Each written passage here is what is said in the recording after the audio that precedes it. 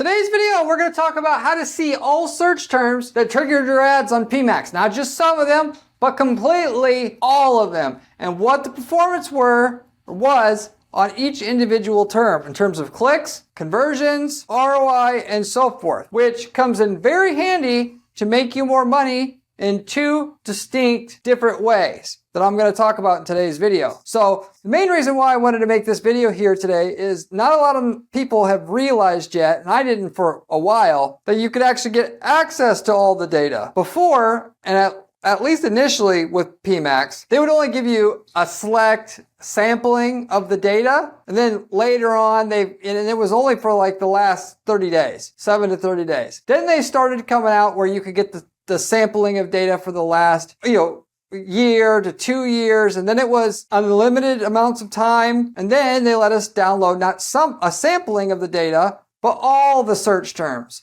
that triggered our ads. And that's where we are at today with it, which, obviously I understand why they did this is because Google realizes that, unless they did this, a lot of us PPC consultants are going to start steering our clients away from PMax if you can't actually optimize anything, because who wants to get grilled for bad performance on ads and then not be able to legitimately do anything about it? It will hurt your business. You can't, which by the way is the reason why you shouldn't use PMax.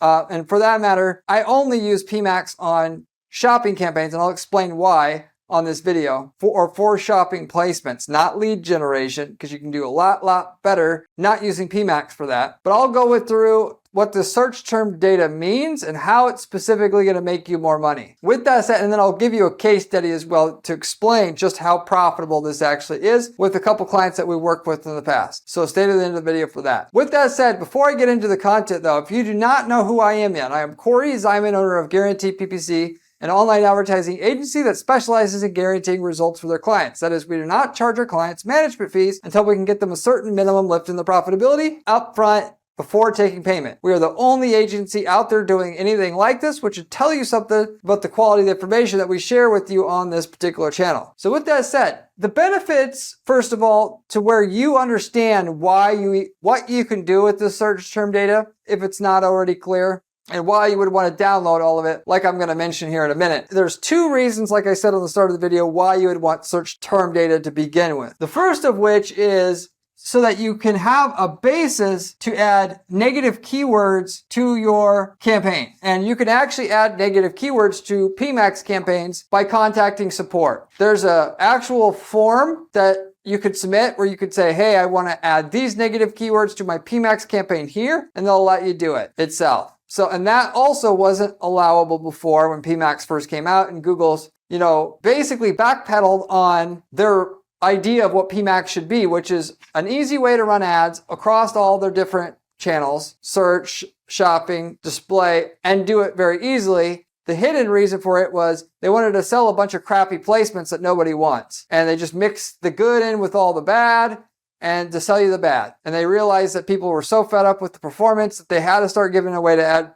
people to add negative keywords to give them hope that it can get better, if you will. Even though PMax campaigns are trained that if a placement doesn't work, they'll weed it out. But the reality is once your campaigns do a little bit better than average, it sneaks it in. I've talked about this heavily on other videos. With that said, you need to look at the search terms data if you were actually going to use it for search campaign traffic, which you should run a standalone search campaign for search placements, because you'll do much better with that, because you set up single keyword ad groups. But also if you're going to run PMax for even shopping placements, which we do that all the time here at the firm, because it'll run shopping placements more profitably due to the ad and machine learning than standalone shopping campaigns will. Sometimes if you're selling branded items particularly, and you only want to have your shopping placements show up for people searching for that exact item, Honda Civic EX or Louisville Slugger 1286 versus baseball bats, and you need that in order for PMax to be profitable. You would need the search terms to look at what you have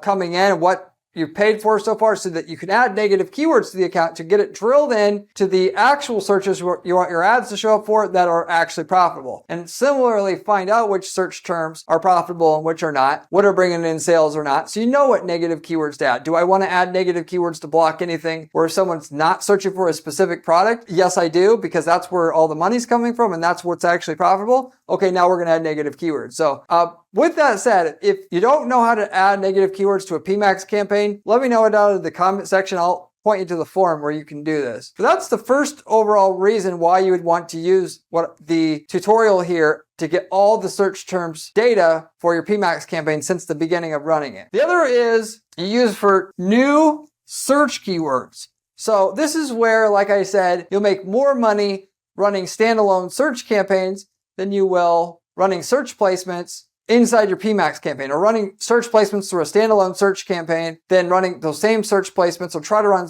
ads via search placements, or run search placements via a PMax campaign. And the reason for that is single keyword ad groups, like I touched on just a second ago. You can get the most click-through rate and the most conversion rate from your search placements by having a laser targeted, handwritten ad for every variation of every search, which people in the marketing industry that are clued in are still calling single keyword ad group strategies, and having a laser targeted landing page send them to on the site for lead generation, meaning that you have a custom page for every keyword where the headline at least matches the keyword and relevant images on the page match that keyword, and as well as content. / if you're doing e-commerce, you hand select the best, most ideal product to send them to on the site for each keyword / category page / search results page. And if a human's deciding what's the most logical place to send the traffic to, and or if you're not sure, split testing and sending that traffic for each keyword to 3 different pages and then finding out which one converts the best, you're not going to do nowhere near as good with a PMax campaign that sends everybody to the same page. So you can't split test anything, you can't decide anything.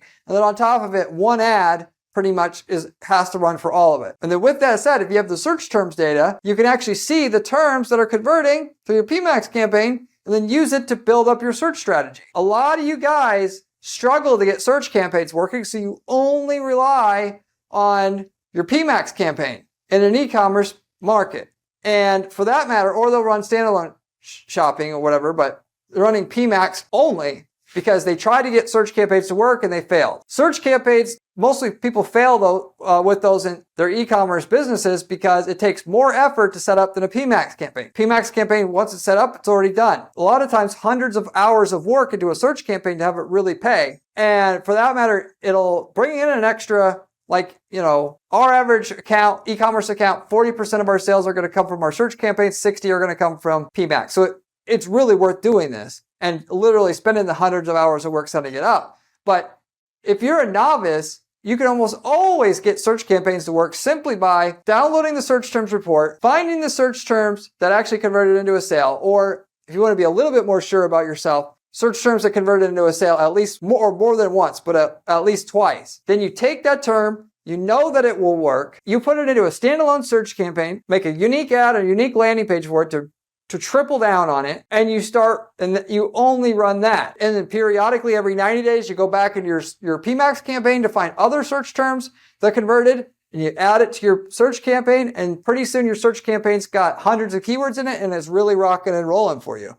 That's the easiest way to get search campaigns to work for an e-commerce business. Just doing that. We use that particular strategy all the time. And we've been doing ads for decades, and we know what we're doing, and it just makes it easy. Why make it any harder on yourself than it needs to be? You can use the search terms data to get ideas of other keywords to target, if you will. We do that as well. But just targeting the terms that convert makes things easier and more sure it will work. Or should I say, have things work where you'll get a higher ROI sooner. Realistically, we do only target converting terms many times, but in other cases, we'll do that, but we'll also use the search terms report to find other keywords that look like they'll convert and put those into a separate search campaign, ones that are likely to convert, not have converted before, and then run those and try to get our search campaigns going on those. So that's the other overall major reason why you want to pay attention to your search terms data from your PMax campaign and not just look at it and get a general idea like, I guess my PMax campaigns are showing up for the right things. And you're actually using it as part of your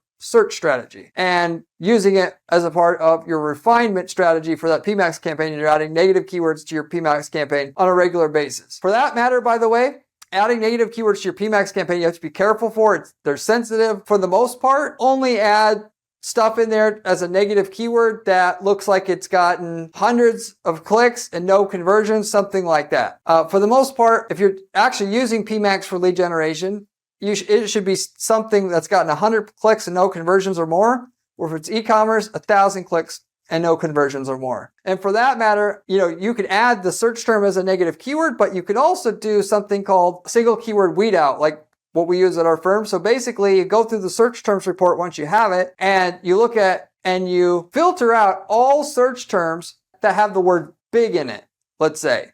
And you could say, okay, overall, if somebody included big with their search phrase, it converted at this rate, and this rate is way less than the average of the overall of our campaign. So therefore, we're going to add not big as a negative keyword, but big plus any search terms with the word big in it to really filter it out. And you could go ahead and you could make more money on your PMax campaigns and make them more efficient that way as well. So anyway, getting into what I was going to mention here, should I say before I do, if you want somebody to do that negative keyword work where you're doing a statistical analysis on the data and not just looking at how to remove certain terms, but how to see the trends in the data, what certain phrases, if they're used within the bigger phrase, normally tend to bring in tire kickers, and weed those out so you can really get the good performance from PMax, reach out to my firm, have us do it. We can guarantee you get a certain minimum lift in your profitability before taking a fee, or at the very least, have me check over it and can advise you on how to do it yourself. We can do a 30-minute coaching call, and I can let you know if that's the bottleneck, cause you to get to the next level with your ads, or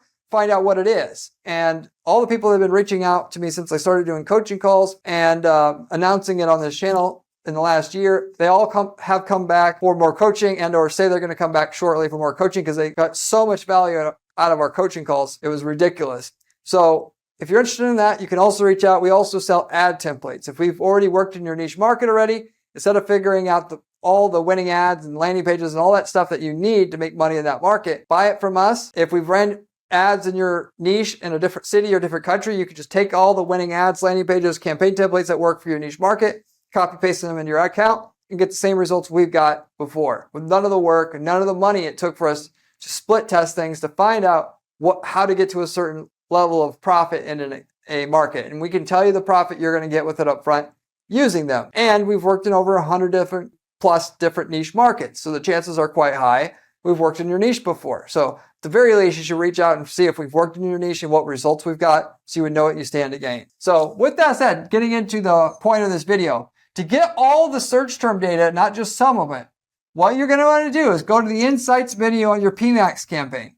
And then you're going to, from there, click on under the part where it shows you the search terms, View Detailed Report. There's a little text link. Barely can notice it, but you click on that. Then when you have that, you're going to then, in the upper left-hand corner of the screen that you're taken to, click on the download link, which is a tiny little button in the upper right again as well. And then you can download all the data. And before you do this, you of course want to set the date range to all time before you click on View Detailed Report under the section that lists the search terms. Where the search terms are listed specifically in the Insights menu is under, it's called Search Terms Insight. There's a whole section dedicated to it. For that matter, to find Insights, if you still don't know what that is, it's under on the left-hand column of your screen after you log in. It's under Insights and Reports. Then it's Insights. Then from there, you're looking for the search term insights section within the insights menu there. Then you're going to click on View Detailed Report, then download. Then you have all the data. Assuming you've set the date range to custom, you have to click the radio button for custom under the date range there, under the search term insights, and then put all time and then click apply. Then when you go ahead and download the data, you have literally every single search term that's ever triggered your ad. Furthermore, the person's clicked on the ad since the very beginning. Sometimes, by the way, they give us data about what's triggering the ad, but nobody did click on the ad. It's not necessarily supposed to do that, but they do give you some of that data as well, which is a nice bonus. But anyway, when you have all that data, then you can look at all the data and do statistical analysis on which phrases are normally producing profitable results, which aren't, and add negative keywords. You can add negative keywords by just looking at a term and see if it's relevant or irrelevant and adding it as a negative. But the real juicy part of running and getting this data is to look at categories of terms that aren't working. Do you need a long tail search or a short tail search? Are they both profitable or only one? Do you need somebody who types in a brand name or not a brand name?